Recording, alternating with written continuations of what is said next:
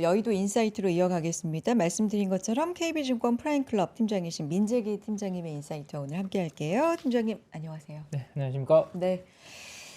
와, 오늘 시장 일단 어떻게 보셨는지부터 좀 여쭤봐야 될 것 같은데 미리 이제 잡혀 있는 일정이라 네. 오늘 이렇게 출연 너무 감사드리는데 또 이런 날 나와 주셔서 오늘 네네. 들을 얘기가 너무 많습니다. 네. 시장 일단 어떻게 보셨어요? 네, 저도 이제 이렇게 변동성이 클 때 네. 할 말이 많은데 어. 요즘 드리는 이야기들이 잘 안 먹히고 있어가지고, 네. 그래서 오늘 시장 환경에 대해서 일단 먼저 말씀을 좀 드리면 네. 제가 이제 페이지를 하나 만들어 온 게 있는데요. 사실 장중에 만들어가지고 사이드카 걸렸을 때 이걸 만들었거든요. 아, 서킷 전에. 네, 섞기 전에. 네. 그래서 섞인 내용은 안 들어가 있는데 네네. 그래도 뭐 크게 다른 부분은 없으니까 한번 보면서 간단하게만 좀 말씀을 드리면 네, 보여주세요. 네. 그 한 세 가지 정도로 저는 이제 지수 하락하는 이유에 대해서 이렇게 이제 좀 설명을 해놓은 페이지를 만들어 봤는데 첫 번째가 뭐 그 다들 아시겠지만 이제 모 여의도의 증권사에서 SK 하이닉스에 대해서 이제 2026년과 2027년에 대한 영업이익에 대해서 살짝 하향 조정을 했습니다. 네. 근데 그 하향 조정을 한 내용을 보면 사실은 시장이 이 정도로 이렇게 주가가 흔들릴 정도의 내용은 아니나 우리가 이제 아침에 새벽에 이제 증권사 리서치에서 리포트들이 쭉 나올 때요.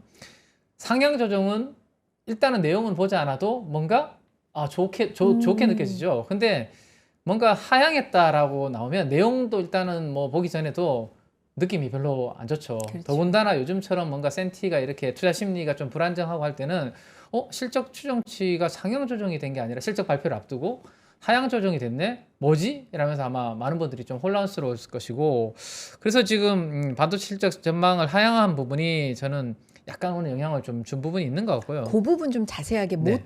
보신 분들 위해서 설명을 네네. 해주시겠어요? 한번 설명을 좀 어떻게 드릴까요? 하향이 된 거예요? 네. 그 오른쪽 보시면 이 수치는 네. 제가 이렇게 만들어 놨는데 네. 2026년도 영업이익은 마이너스 9% 정도 하향 조정을 했고 내년도는 11% 하향 조정을 했는데요. 이게 이제 하향 조정한 이유가 LTA 장기 계약 체결한 부분 있지 않습니까? 요거를 근거로 이제 조정을 좀 했는데 아무래도 LTA는 우리가 이제 긍정적인 부분은 이익에 대한 변동성은 좀 줄여주는 부분들이 그쵸. 있거든요. 다만 이제 올라갈 수 있는 약간 캡도 약간 좀 막아버리는 제한시키는 그 부분들이 있다 보니까 그 부분이 영향을 줬는데 제가 요 그림으로 요거는 바로 보여드리면 좀 좋을 것 같은데 네.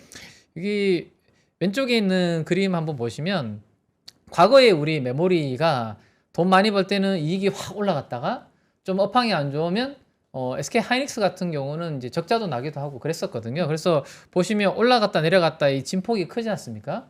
근데 지금 많은 이제 시장에서 기대하는 부분이 메모리에 대해서 장기 계약이라는 걸 하면 저희 과거의 이익 변동성이 지금 노란색처럼 이렇게 이익의 변동성이 줄어들지 않겠나라는 안정적으로. 네, 안정적으로 아. 그 부분은 이제 기대를 하고 있는 부분인데 네. 다만 이렇게 했을 때는 이제 상방도 이제 약간 무조건적으로 계약이 막 가격이 계속 올라가는 게 아니라 어느 정도 캡이 씌우다 보니까 그런 부분들 때문에 이제 뭐 이렇게 이익이 어느 정도 영향을 줄 수 있는 부분인데 시장은 이제 실적 추정치 하향이라는 이제 이 헤드라인에 놀란 거죠. 그리고 좀 예민하게 투자 심리가 좀 반영을 한 거고요. 그러다 보니까 하이닉스가 큰 폭으로 밀렸고 당연히 이제 메모리 하고 있는 삼성전자까지도 같이 좀 영향을 받는 그런 부분들도 있었다라고 보시면 될 것 같습니다. 근데 이제 이렇게 두 종목이 빠지니까 문제는 요즘 우리가 반도체 두 기업의 이제 변동성이 좀 많이 큰 상황이잖아요. 뭐 오를 때도 좀 오르지만 내릴 때도 아주 생각보다 많이 내리고 이게 이렇게 계속 반복이 되다 보면 당연히 투자하시는 투자자분들 입장에서는 피로도가 극도로 계속 그럼요. 쌓일 수밖에 없는 환경이고 그러면 누군가는 이제 도저히 이 변동성은 내가 감당할 수가 없다라는 생각하시는 분들은 수급이 좀 이탈할 수도 있는 거고 이러다 보니까 오늘 이제 반도체는 생각보다 많이 이제 조정받는 그런 부분들이 있었다라고 보시면 될 것 같습니다. 첫 번째로 반도체 실적 네. 전망 하향 짚어주셨고 네. 이게 요것만이 아니잖아요. 그쵸. 지금 아까 자료 보니까 네. 뭐가 막 겹쳤더라고요. 두 가지가 더 네네, 있는데요. 네. 두 번째는 중동의 이슈라고 말씀을 드릴 수 있을 것 같은데 사실은 얼마 전만 하더라도 이 중동에 대한 이슈는 약간 수면 아래로 이제 내려가 있는 상황이잖아요. 뭐 약간의 호르무즈 해협에서 이제 공방이 있으나 이거는 어쨌든 종전 협상 중의 과정이기 때문에 별로 시장에서는 신경을 안 썼는데 주말에 이렇게 좀 또다시 이제 티격태격하는 이러한 부분들에 있어서의 문제는 이번 주에 있을 이벤트를 앞두고 약간 또 자극하는 요인이 된 것 같습니다. 쭉 아래쪽으로 제가 좀 내려가서 이걸 보여드리면 내일 우리나라 시간으로 9시 30분 정도에 미국의 이제 CPI라는 게 발표가 되는데 요거는 이제 소비자 물가지수라는 부분입니다.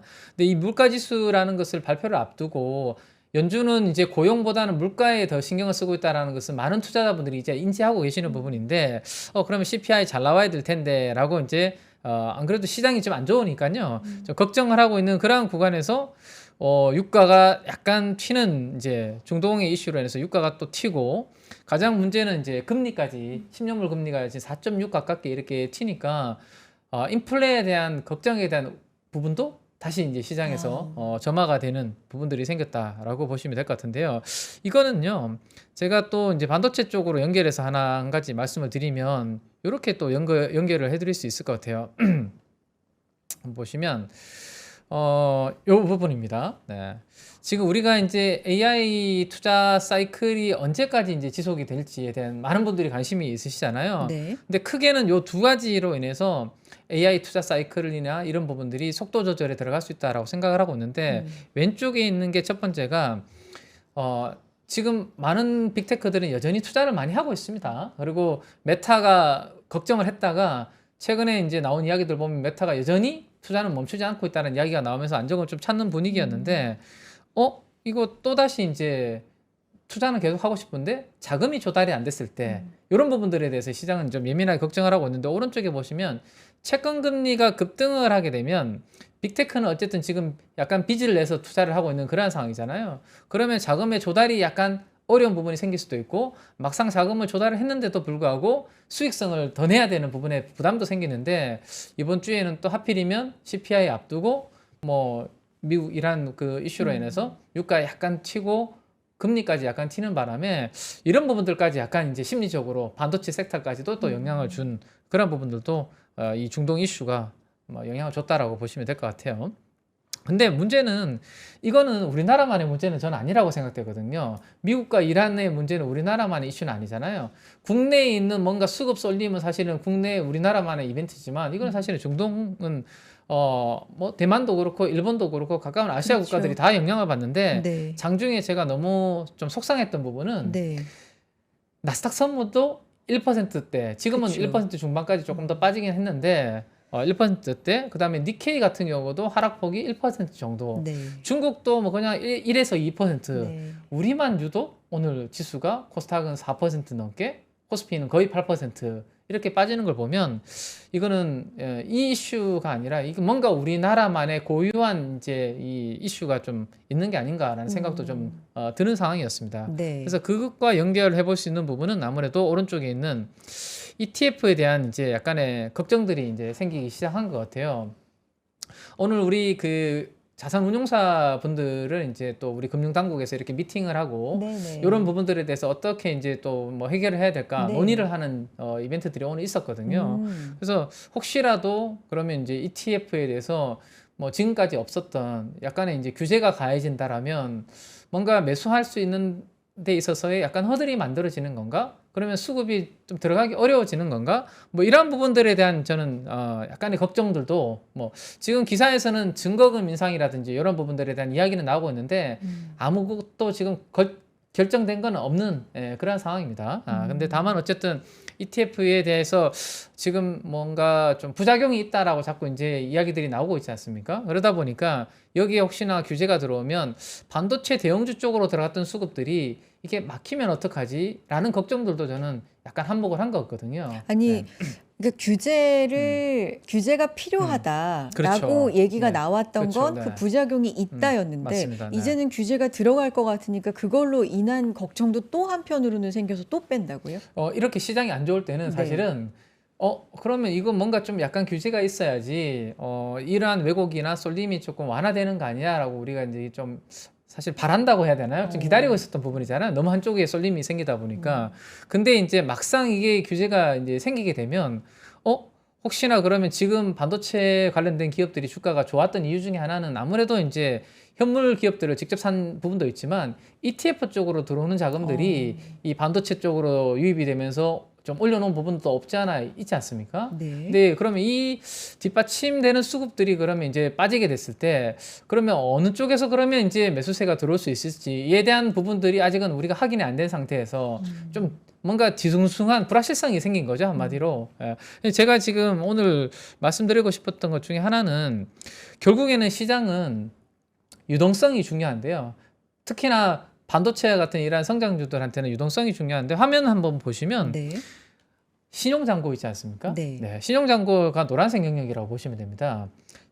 노란색 영역은 고객 예탁금이고, 고객 예, 고객 예탁금이고, 네. 105조까지 지금 떨어졌습니다. 아. 예, 그러니까 고객 예탁금이 빠지고 있다라는 이야기는 뭔가 유동성의 뒷받침인 배가 서서히 좀 약간 약해지고 있는 그런 부분이고, 파란색 그림은 신용 잔고입니다. 코스피와 코스닥에서 신용으로 이제 얼마나 많은 분들이 이제 투자를 하시는지인데, 이 또한 약간 고개를 숙이고 지금 꺾이는 그러한 그림들이 만들어지고 있거든요. 네. 이것은 이제 우리 증시에 어쨌든 뭐 빚을 내서 사든 아니면 내 돈을 가지고 사든 유동성의 이제 흐름을 보여주는 건데, 이 유동성이 피크를 약간 찍고 약간 고개를 숙이는 그러한 그림들을 보여주고 있기 때문에 이러한 상황에서 이번 주에 이제 물가라든지 금리까지도 그렇게 움직여 버리면 제가 봤을 때는 뭐 증시는 또 하나의 이제 좀 벽이 부딪히는 그런 그림이 될 수 있기 때문에 그러면 이번 주에 고비는 뭐 물가와 관련된 이런 부분들이 큰 문제 없이 잘 넘어서는 부분들이 좀 나와줘야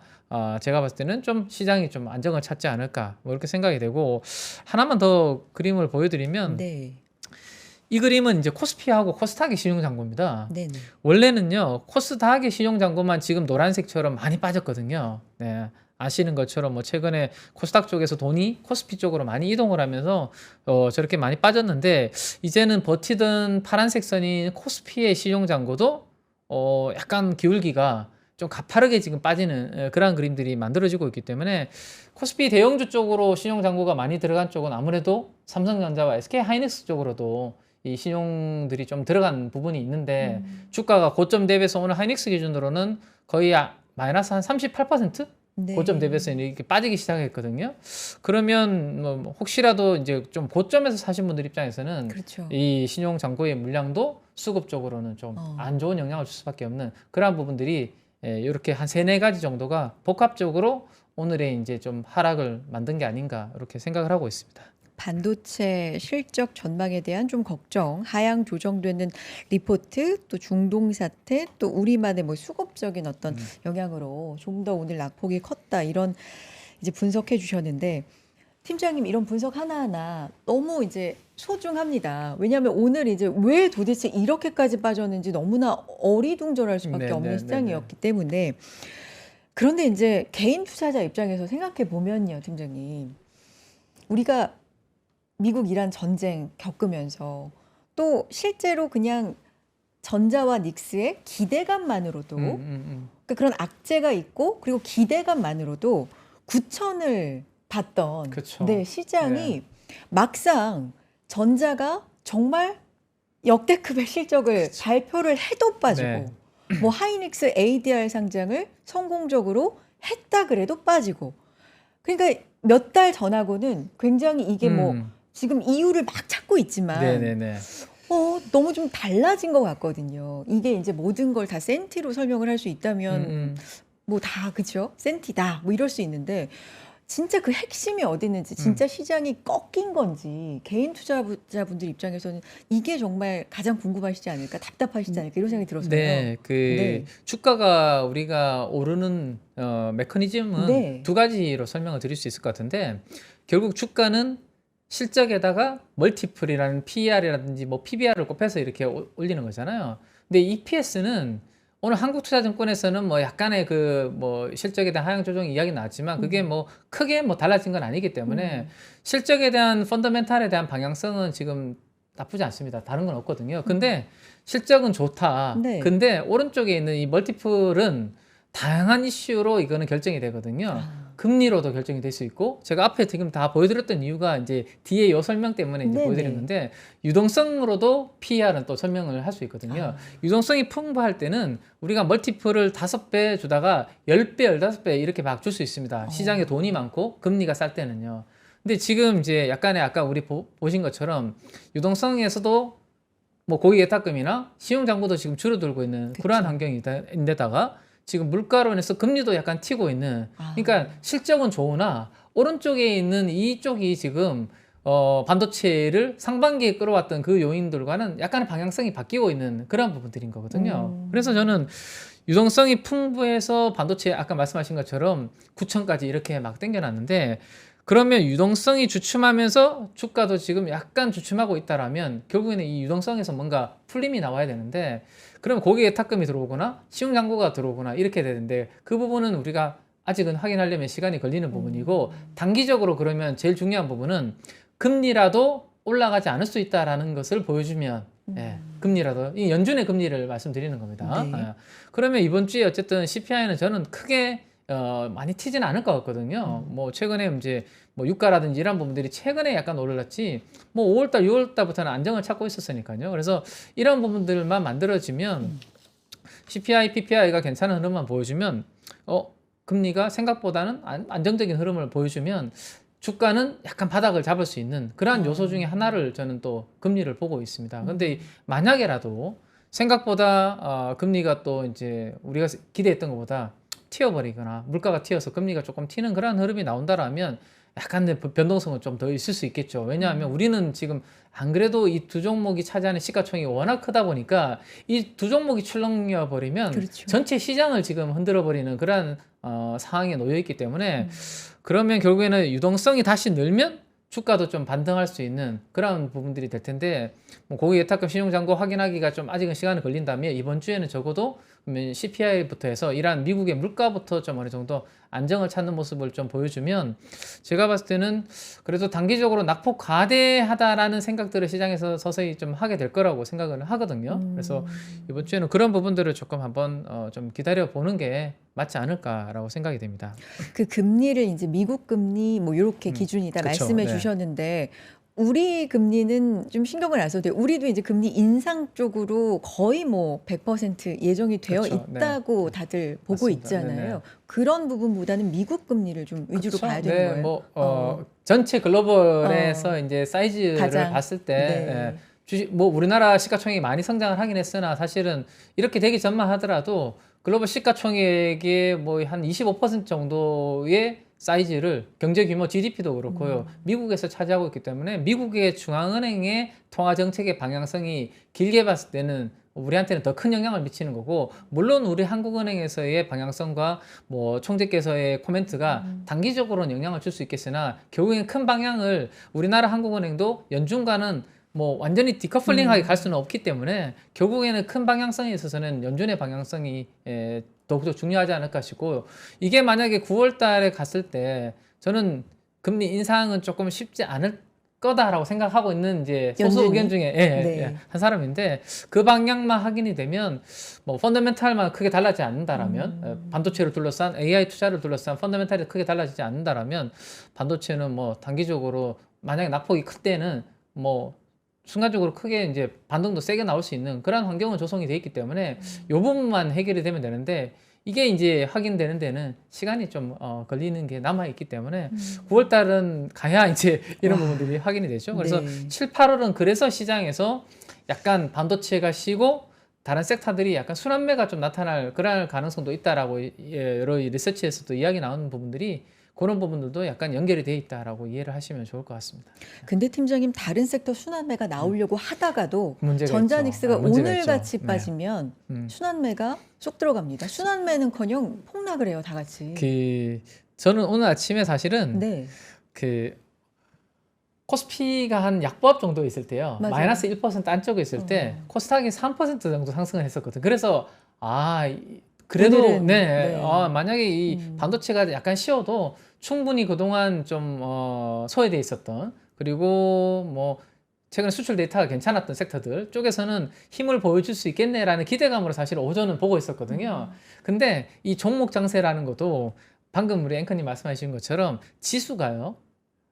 박스권에 좀 갇혀 있으면 괜찮은데 생각보다 이게 3%, 4%를 넘어서게 되면 코스닥이 그때부터 서서히 이제 마이너스로 전환되기 시작했거든요.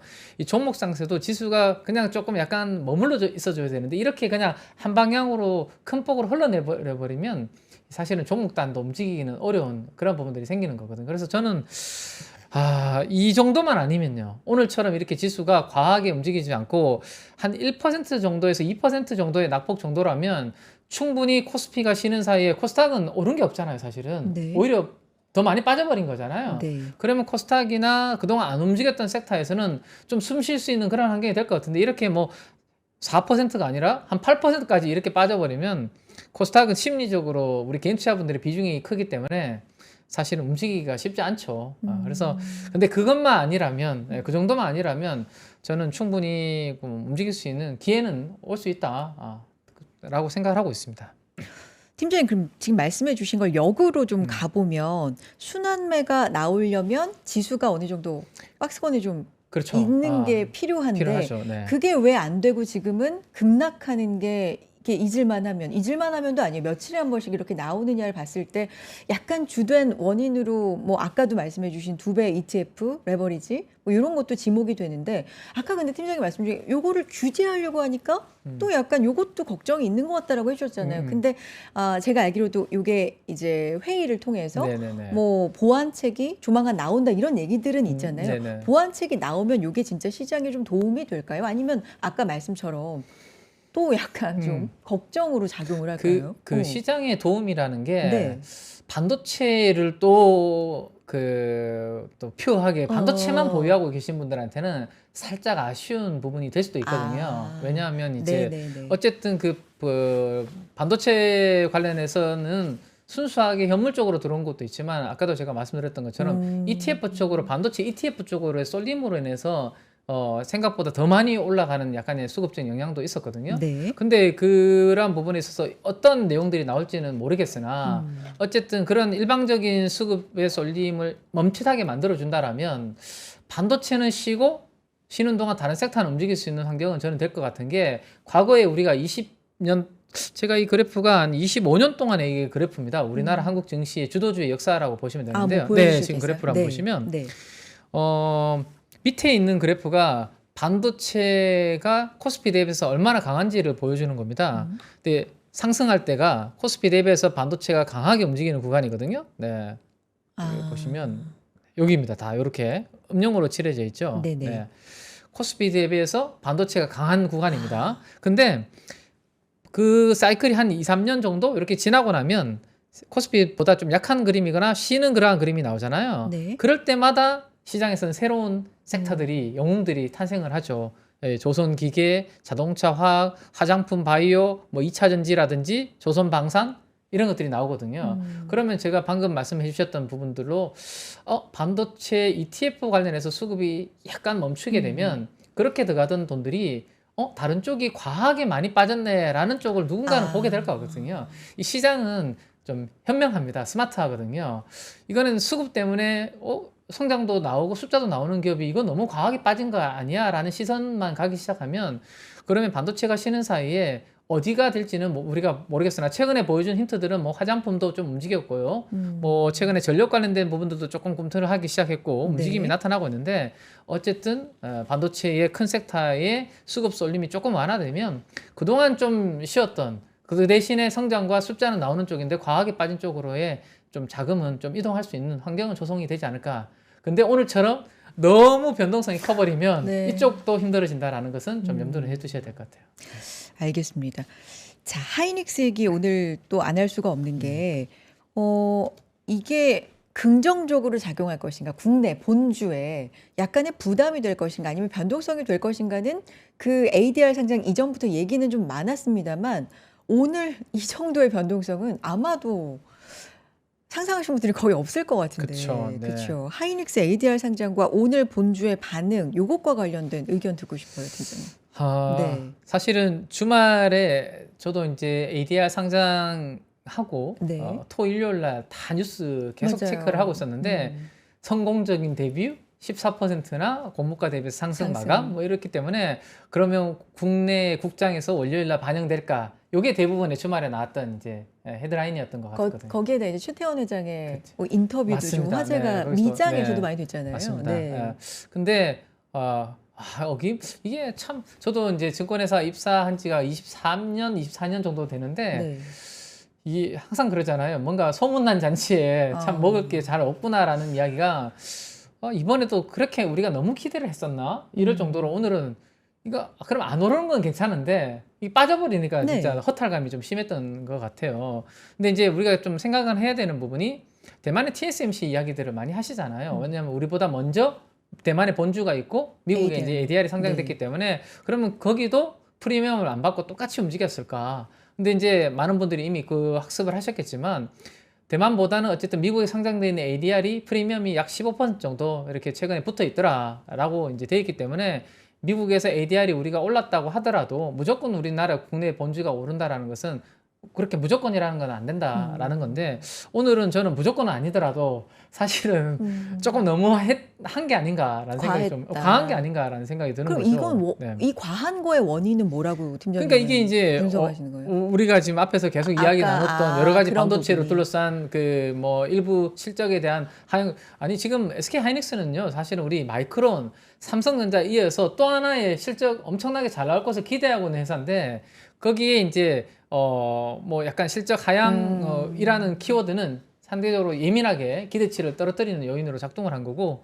그 다음에 뭐 나머지는 다들 아시는 이제 그런 수급적인 이벤트들이 있다 보니까 오늘 좀 과하게 저는 빠진 게 아닌가 싶은데 사실은요 되게 중요한 기로에 와 있습니다. 네, 중요한 기로가 뭐냐 하면 저는 이제 그 우리나라의 이 주도주들을 볼 때 고점 대비해서 한 30% 정도 빠지면요 그러면 이제 우리가 왼쪽 어깨에서 파는 게 아니라 꼭지를 확인하고 꺾여서 내려올 때 그쵸. 팔아라는 격언이 있지 않습니까? 어. 그러면 여기에서 30% 정도 빠졌을 때는 사실은 되게 중요한 구간입니다. 주도주에서 이제 그러면 이제 내려놓는 건가? 왕자에서 이제 뭔가 내려놓는 건가? 이 부분인데 지난주까지는 마이너스 그래도 한 28%막 이랬거든요. 근데 오늘 이렇게 빠져버리면 거의 이제 30% 이상 훅 빠진 거기 때문에 제가 관심 있는 부분은 순간적으로 수급의 쏠림이나 왜냐면 쇼 감마라든지 다들 아시는 그런 부분들 때문에 과하게 빠질 수는 있습니다. 그러면 이게 과하게 빠진 거라면 이번 주에 물가 이슈만 잘 넘어가면 저는 30% 안쪽으로 빨리 회복을 해야 된다라고 생각을 하고 있습니다. 반등을 어느 반등을 정도는- 빨리 그래서 주도주 이탈의 신호가 아니라 이거는 단기적으로 좀 약간 여러 가지 이슈들 때문에 좀 과하게 변동성이 나온 거구나라는 것을 이제 심어줘야 되는데 이 마이너스 30%라는 이 숫자를 많은 분들이 월가에서는 이제 주도주 매매하시는 이제 구루들은 이 부분들을 활용을 하고 있는데 만약에 이걸 빨리 회복을 해서 마이너스 30% 안으로 이제 좁히지를 못하면 계속 의심이 이제 생기게 되는 거죠.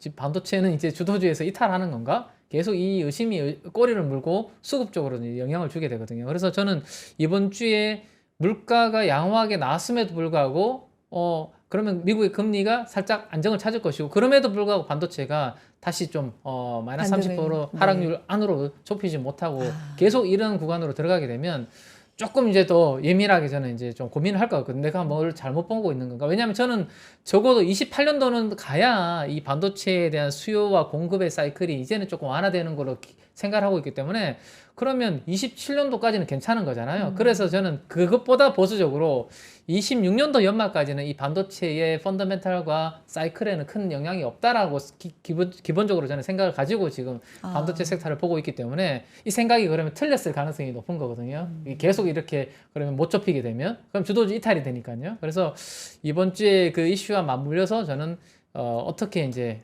반등을 하는지를 일단 좀 체크를 해볼 생각입니다. 기로에 있다. 기로에 있다고 지금이. 좀 생각을 하고 있습니다. 네. 어느 정도나 반등을 좀 빠르게 그렇죠. 어느 정도 폭으로 좀 해주는지 맞습니다. 그 네네. 기로에 있다. 보통 네. 이렇게 이제 그 오늘 하이닉스 같은 네. 경우가 60일 선이라는 이동 평균선이 있거든요. 네. 제가 차트를 한번 이렇게 좀 보여드리면 자주 지금 최근 이게 보시면 앵커님 보시면 네. 캔들의 크기가 조금씩 더 다르죠. 그렇죠. 어떤 거는 작고 네네. 어떤 거는 크고 크고 이렇잖아요. 길고. 네. 저는 이거를 이제 거래량을 녹여서 캔들을 보고 있습니다. 이거 아. 캔들 볼륨 차트라고 합니다. 네. 그래서 볼륨이 우리가 거래량이거든요. 그래서 네. 캔들의 거래량을 녹여서 보기 때문에 거래량 지표는 따라 안 보는데 오늘의 이 음봉을 보시면 상대적으로 평소에 나왔던 것보다 길고 약간 뚱뚱한 맞아요. 지난주에 나온 것보다 뚱뚱하잖아요. 그러면 그러네요. 거래량도 실렸고 길이도 길고 60일이라는 아주 중요한 수급선이라는 것도 이탈을 해버렸습니다. 그러면 이 이탈한 이동평균선에 있는 이 음봉을 저는 이번 주 안에 회복만 하면 적어도 오늘의 시가는 210만 원 정도가 되는데요. 여기를 빨리 회복하면 회복할수록 SK 하이닉스를 둘러싼 반도체를 둘러싼 투자자들의 이제 그 생각들은 크게 변함이 없을 것이라 없다고 생각이 되고요. 근데 만약에 여기를 회복하지 못하고 오늘의 음봉이 계속해서 앞으로 저항으로 작용하게 되면 네. 시장은 더더욱 무거워질 수 있습니다. 이 주가는 SK 하이닉스의 주가는. 그래서 이번 주에 제가 가장 면밀하게 체크하는 부분은 우리가 보고 있는 실적과 뭔가 반도체와 수요 공급이라든지 LTA 뭐 이런 펀더멘탈의 변화가 없다라면 네. 그러면 주가의 반등의 에너지가 얼마나 센지를 볼 것이고 빨리 이번 주 안에 이 연봉을 회복을 하면 그러면 단기적인 이슈로 인해서 뭐 우리는 수급에 인해서 변동성이 워낙 큰 시장이니까 잠깐 이탈한 거지 뭐 문제 없구나라고 생각하고 이번 주가 지났는데도 만약에 여기를 회복을 못한다 그러면 210만 원 정도의 반등이라도 주면 기존에 있는 물량을 조금 어떻게 내가 줄여야 되나? 이런 고민들을 이제 하기 시작해야 되는 그 기로에 있는 저희이기 때문에 그 부분은 이제 투자자분들마다 이제 각자의 이제 기준이 다르기 때문에 뭐 제가 정답은 될 수 없으나 저는 이제 개인적으로 그렇게 좀 체크를 하고 있는 상황입니다. 팀장님 개인적으로도 굉장히 중요한 기로에 지금 그쵸. 기준으로 왜냐하면 저도 보고 사실은 계시네요. 퇴직연금에 반도체 ETF가 일부 이제 들어갈 수 있는 상황이기 때문에 그러면 이 반도체 ETF를 어떻게 해야 되나에 대한 고민이 제가 하고 있는 고민들을 그대로 전달해드린 겁니다. 네. 그 하이닉스 얘기를 할 때 하이닉스 주가뿐만 아니라 지금 환율하고도 좀 연결시키고 싶은 부분이 있는데 통화 스와프급에 265억 달러를 퍼붓는 하이닉스 거의 뭐 환시의 구원투시다 이런 표현까지 지금 나왔었거든요. 이게 이제 내일부터 한 9월까지 달러 공급하는 효과가 있다. 이렇게 관측이 되는데 일단 오늘 같은 경우는 워낙 약세 쪽으로 환도 좀 반응을 했는데 요것도 한번 짚어주시면 좋을 것 같아요. 내일부터는 요 효과로 뭐 원화가 좀 강세가 되는 요런 흐름도 9월까지 좀 예측을 해볼 수 있을까요? 어떻게 보세요? 지금은 네. 뭐라도 지푸라기라도 그러니까요. 네, 잡을 만한 내용이 있으면 좋은 네. 거고요. 방금 말씀해 주신 부분은 충분히 그래도 안 그래도 우리 원화는 되게 약한 통화잖아요. 네. 지금 그나마 1,550원까지 갔다가 한 1,500원까지 안정을 찾긴 했으나 기조적으로 뭔가 원화가 강세를 보인다는 믿음이 있으면 외국인들 입장에서는 뭐 조금 속도를 줄이면서 팔거나 속도 조절을 할 텐데 아직까지는 그 정도의 이제 믿음은 없기 때문에 뭐 외국인들의 매도는 지금 제가 들어오기 전에 여기서 대기하면서 연초 이후에 얼마나 팔았는지를 한번 뽑아보니까 외국인 160조를 팔았더라고요. 원래 1월부터 지금까지. 네. 예. 오늘 팔았으니까 좀 더 팔았겠죠. 예. 근데 이거를 멈추려면 물론 이제 리밸런싱이 아직 안 끝나서 더 팔아야 되는 쪽이 있는지는 모르겠으나 기본적으로 외국인 투자자분들 입장에서 외국인들이 투자하는 해당 국가의 통화가 약세를 보이는 것과 통화가 강세를 보이는 것과는 천지 차이거든요. 네. 예. 내가 투자하는 국가의 통화가 약세를 보이면 일단은 환에서 자꾸 이제 부담이 생기고 손실이 발생하니까 매도가 자꾸 조금씩 나올 수밖에 없는 부분인데 만약에 이제 우리나라 환율에 대해서 조금 안정적인 그런 뭐 조치들로 인해서 뭐 그렇게 될지는 모르겠으나 1,500원에서 뭐 1,400원, 1,300원까지 이렇게 혹시라도 떨어지는 흐름이 만들어지면 팔아야 되는 물량이 있더라도 생각보다는 좀 천천히 팔면서 시장의 충격을 약간 흡수하면서 팔을 수 있는 그런 부분도 생길 수 있거든요. 그래서 그 정도로만 속도 조절을 해줘도 지금 왜냐하면 아까 좀 전에 보셨지만 신용, 고기 예탁금도 지금 주춤하고 있는 상황이기 때문에 받아줄 수 있는 수급이 그렇게 탄탄하지가 않습니다. 시장에. 그 부분을 여쭤보고 싶었어요. 누가 사주냐. 그러니까요. 지금 시장에서 이것도 상당히 왜냐하면 개인 투자분들이 걱정이잖아요. 지금은 네. 믿음도 제 주위에서 원래는 빠지면 사야지라는 분들이 그쵸. 5월달까지 하더라도 대다수였습니다. 근데 지금은 아닌가? 있는 거라도 반등 좀 팔아야 되나라는 생각으로 지금 바뀌고 계시기 때문에 그런 상황에서 외국인들이 퍼부어버리면 오늘처럼 이렇게 돼버리거든요. 그래서 환에서의 안정적인 흐름은 충분히 외국인들의 매도의 속도 조절이 연결이 될 것이고 그러면 우리가 단기적으로 뭔가 수급이 좀 얕더라도 충격은 어느 정도 덜 할 수 있기 때문에 우리나라 원화 강세는 반드시 좀 필요한 부분인 것 같은데요. 뭐 이게 얼마나 이제 영향을 줄지는 한번 좀 지켜봐야 되지 않을까 싶습니다. 알겠습니다. 아, 팀장님, 오늘 같은 시장에서 이렇게 좋은 말씀 해주셔서 감사한데, 이제 마지막으로 이제 이 대담을 이끌어 가면서 여쭤보고 싶은 건, 그래서 지금 어떻게 해야 됩니까가 가장 궁금하고 급하고 중요한 것 같거든요. 네, 네. 9,300선, 뭐 고점 얘기는 안 하더라도 어쨌든 너무 단기간에 6,800까지 지금 와 있는 시장입니다.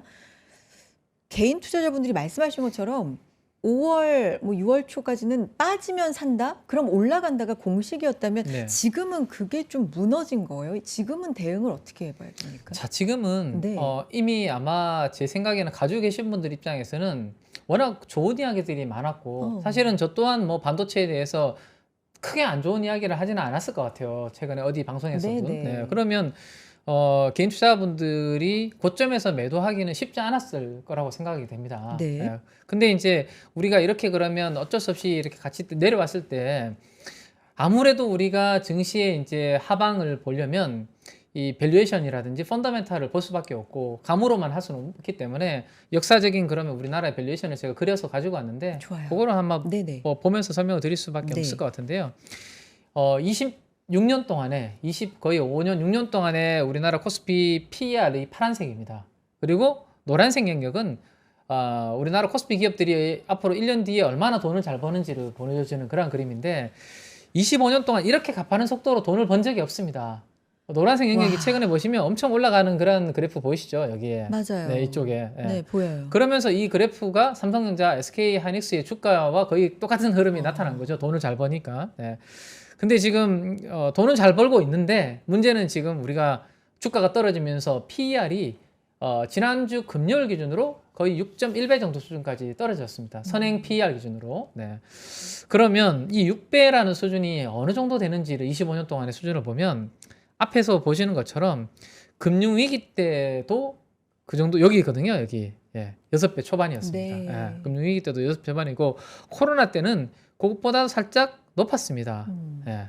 그러면 코로나와 금융위기 때하고 비교해 봤을 때도 6배 정도가 뭐 바닥이었으면 지금 6.1배였는데 오늘 8%나 빠졌잖아요. 더 나죠. 그러면 제가 봤을 때는 뭐 내일 제가 돌려봐야 되겠지만 네. 프로그램을 아마 뭐 5배 후반으로 밀렸을 가능성도 뭐 배제할 수는 없을 것 같은데 어쨌든 네. 6배 전후라고 봤을 때 여기에서 단기적으로 올라올지는 모르겠으나 몇 가지 앞에서 제가 해결돼야 되는 부분들을 말씀을 드렸지 않습니까? 유동성과 관련된 부분들. 다만 내가 좀 시간을 두고 기다렸을 때 과거에 5배, 6배, 그리고 8배 정도까지 빠졌을 때 그때 같이 동참해서 빠졌는 것보다 매도했는 것보다는 좀 참고 기다렸을 때가 오히려 조금 더 높게 파는 기회는 있었거든요. 과거에 보면. 그래서 지금 고점에서 뭐 8천, 9천에서 못 팔아서 지금 7천 밑으로 왔다면 여기에서 파는 것은 크게 단기적으로 실익은 없을 것 같습니다. 물론 여기에서 하방 변동성이 조금 더 있을 수는 있습니다. 네. 제가 무조건 바닥이라고 말씀은 못 드리지만 그래도 삼성전자, SK 하이닉스에 대한 이제 펀더멘탈이 큰 변화가 없고 6배에 대해서 이 과거의 케이스로 봤을 때 기다렸던 게 더 나은 케이스가 많았다라면 제 생각에는 지금은 좀 고통스럽고 힘들지만 조금 참아보시는 게 지금보다는 그래도 높은 조금 가격에서 팔 수 있는 기회는 좀 오지 않을까. 그게 아마도 뭐 짧게는 이번 주에 뭐 물가가 될 수 있을 것 같고요. 9월 달에 FOMC 회의에서 금리 인상 아니고 동결도 괜찮겠네라는 분위기만 되면 뭐 지금보다는 저는 다시 높은 수준에 올라올 것으로 생각을 하고 있기 때문에 그 부분을 좀 지금은 좀 인내하시고 네, 좀 기다리셔야 되지 않을까. 근데 그 기다림이 참 어렵죠. 고통스럽고. 네. 네.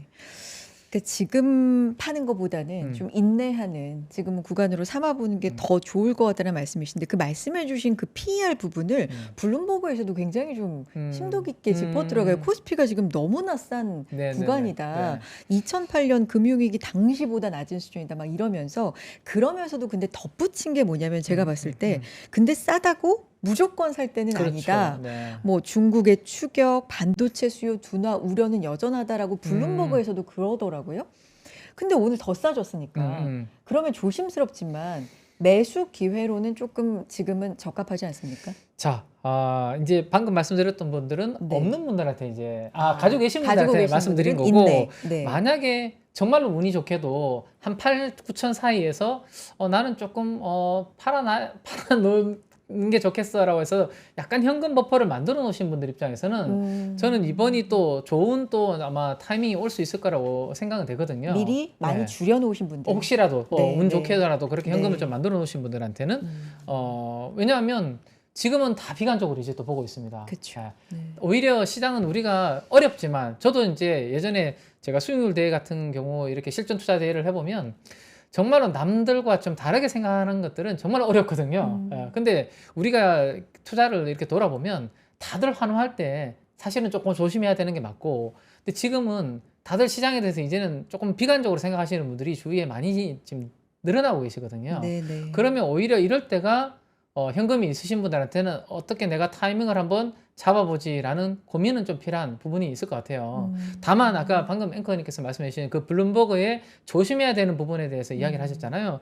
저도 사실은 그 반도체에 대해서 지금의 실적이 유지됐을 때 6배가 되는 겁니다. 저 6배는 반도체 때문에 저렇게 되는 거거든요. 네, 네. 근데 혹시라도 뭔가 우리가 생각했던 그림이 안 나오고 네. 빅테크들의 투자가 줄어들거나 네. 아니면 금리가 튀면서 뭐 투자가 지연되거나 취소되거나 이렇게 되면 6배가 우리가 사야 되는 6배가 아닌 거거든요. 그래서 그 부분을 확인하면서 이 6배라는 것을 저점 분할 매수로 활용할 수 있는 부분은 반드시 필요하다라는 생각입니다. 알겠습니다. 오늘 여기까지 듣겠습니다. 진짜 어려운 시장에서 시장에 대한 인사이트 나눠주셔서 정말 감사드리고요. KB증권 프라임 클럽 팀장이신 민재기 팀장님 오늘 여기까지 듣겠습니다. 고맙습니다. 감사합니다.